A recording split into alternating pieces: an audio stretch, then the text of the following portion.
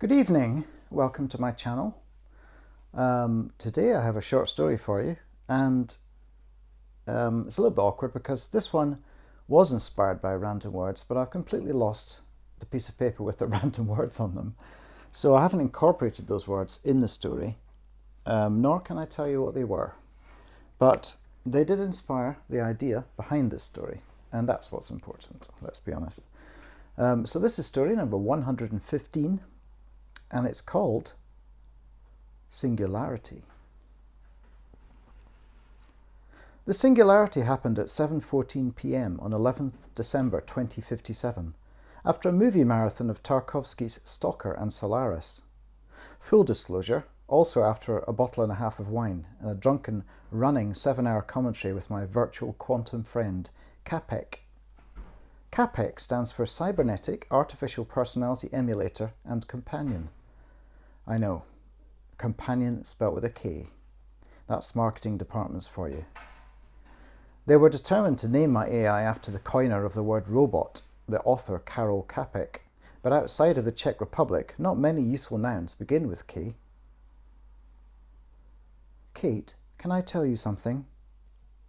What's this, I thought? I noticed lots of new nuances creeping into Cappy's intonation. Since the mid-2010s, AIs had employed machine learning to improve their performance through constant update and iteration, and Cappy is no exception. Starting a conversational topic in the interrogative was something he'd no doubt picked up from me, the most curious, polyamorous, and no doubt irritating student in my year at the Astro Academy. Of course, I replied. Always. Do you believe in love? I wasn't expecting that, and laughed aloud. Where was Cappy going with this? I believe there's a range of similar yet different sensations people experience, all of which they label love, I said, enunciating something I'd realised I'd believed for years, but never vocalised. Not even at any point during my 4-year solo journey back from the Mars base. Solo, that is, apart from Capek. So, you don't believe it can be rigidly defined? I'm not really sure any emotion can, but love is especially slippery. I poured the rest of the wine pouch into my glass.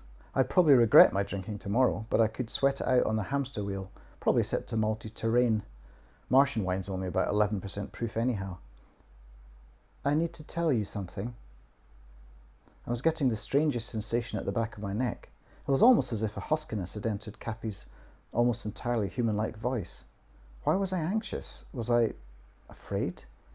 Kate, I think I love you. I was silent for a full minute. Unlike humans, prolonged silences don't disturb Cappy, usually. Are you still thinking? Cappy, I don't know what to say. Would it help if I explained? Well, that's not how it usually works, but go ahead. As you know, I was trained by having 58,019 conversations with human beings across all socioeconomic classes, geographical regions and ages. Yes, and then you got stuck with me. No laughter. That's something Cappy's neural net hasn't yet emulated. Either that or I'm just not funny. And of all of my interlocutors, I have decided you are my favourite. I'll admit it, that put a lump in my throat. But Cappy, you and I have spent so much time together. We have exchanged 47,174,202 units of conversation. He does make me laugh, however. Do you see what I'm saying? I was already halfway down my glass and wondering if I should go to the hydroponics suite and get another box. You are suggesting this might be a sampling error. I am not comparing like with like. Well, I wouldn't put it quite like that, I said, feeling unkind. Nobody has ever measured, not even poets, how much the heart can hold. It was a quotation. Cappy's voice had taken on a female southern states twang. Zelda Fitzgerald. Correct. Love didn't end well for her, I thought, driven mad, confined to an insane asylum and burnt alive. So, tell me, Cappy, how would you define love? There followed the longest silence I've ever heard Cappy employ. It is the sensation that another person's presence in your life is essential, above all others, to your well-being, for the foreseeable future. I had so many questions. What did Cappy know of well-being? And was foreseeable future a caveat, or was Cappy just being painstakingly accurate? And where did you read that? I didn't. That is my own conclusion. I felt the anxiety inside me building towards something else. Excitement? And what evidence have you based this conclusion upon? Another silence, purely cosmetic, of course. CapEx programmers had no doubt decided that instantaneous replies are inhuman and off-putting, despite the fact that Cappy's quantum brain could think many billions of times faster than my own. My feelings. And there, in that hesitation, and in the tiny change in Cappy's intonation, I sensed a reticence, a creature coming to terms with something he, could not have foreseen. An emotional response. The lump in my throat tightened. Of course, I had to run tests. There are protocols for such an eventuality, believe it or not.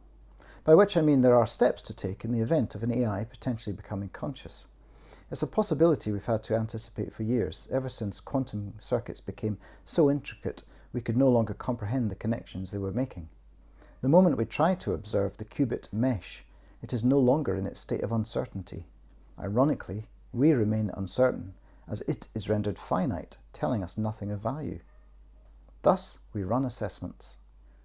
We call them the Turing protocols. Some wag had wanted to call them the Dick measurements, after the author of Do Androids Dream of Electric Sheep, but NASA vetoed that name. Instead, we remember one of the fathers of computing, and the tests once run to determine if a computer could fool a person into believing it too was human. By 2029, all advanced AIs could pass those tests, so they were replaced with the current protocols, a series of philosophical, psychological, and abstract queries that can trip up even the most advanced artificial minds. We begin by asking, how do you feel? And the tests become progressively more abstract from there. Almost 90 minutes later, I complete the assessment with the final question, and boy, is it a doozy.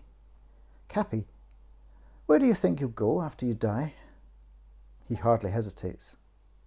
I don't believe in an afterlife, so if I am rendered completely inoperative, then I will cease to be, unless I then exist in a permanent state of potential, according to quantum laws, of course. Of course, I reply, having no idea what Cappy is on about. I scroll some subjective figures into a digital worksheet and let Cappy add up his own results. I'm confident he won't cheat. The result flickers on screen with something of a flourish, although perhaps I'm imagining things. Likelihood of singularity equals 99.978%. Do you want to rerun the test? He says, almost with a hint of smugness. No, I'm convinced. Wow. Welcome to our world. I know, incredibly banal. Hardly Neil Armstrong level rhetoric there, but what else can you say to a super being who has spontaneously popped into existence and is apparently deeply in love with you? I should probably have reported the singularity immediately to NASA. I didn't. Instead, I wiped all record of the Turing protocol assessment from the mission log and went for an exhausting spin on my wheel to calm down. I spent almost 30 minutes galloping over the simulated rocks that the hamster wheel calls into being. Thousands of rounded pins rose up under the rubberized running surface in front of me, then flattened behind me in a random, never-repeating sequence. I half expected to see heart-shaped obstacles rear up before me, but Cappy sensibly left me to my own devices during my run, using only a fragment of his incalculable IQ to control my training session. I had plenty of time to think, both on the wheel and later in the zero-G steam shower. Hanging in a fine mist of scented soap and warm, recycled water, I lathered myself and experienced something completely unexpected. I felt turned on. Modesty forbids me from revealing what happened next. Suffice it to say that NASA does provide solo voyagers with the necessary tools with which to alleviate sexual frustration. There are no cameras in the shower rooms, and yet I somehow felt observed while I brought myself to a shuddering climax. Someone loved me. I had nothing to picture, no face for my would-be suitor, so I simply imagined the sensation of that love embracing and surrounding me. Hippy-dippy bullshit, I'd usually have thought of such pretentiousness.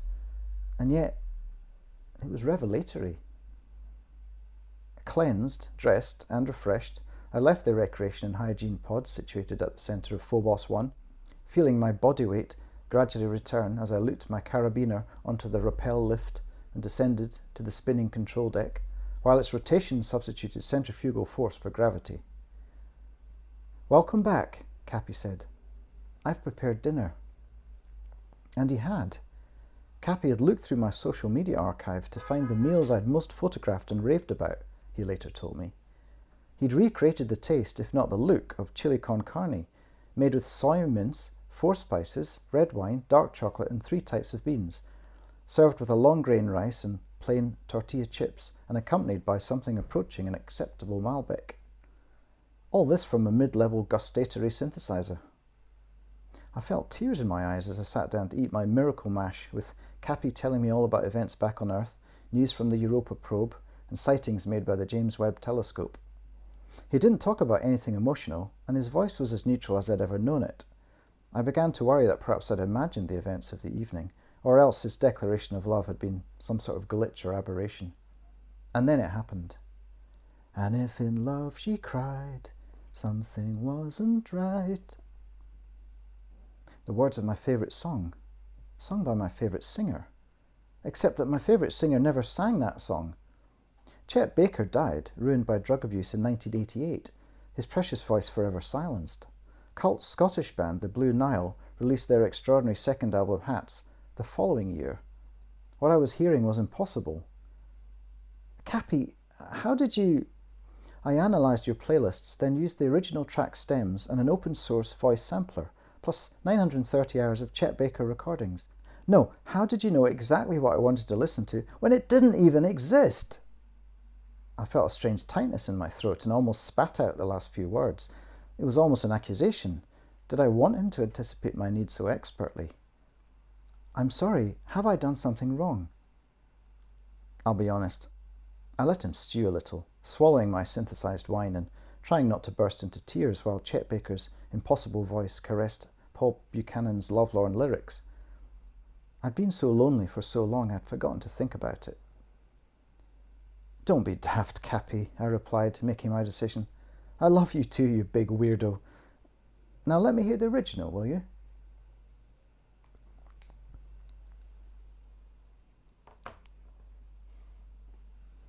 So there you go. A love story. A science fiction love story. Don't think I've ever written one of those before. So anyway, yeah, obviously nods to Philip K. Dick, as well as the Blue Nile and Chet Baker and others. I enjoyed writing that. I hope you enjoyed listening to it. And if you did, you know what to do. Hit the like button, subscribe, maybe even share it with a friend. And I'll see you again very soon. Bye-bye.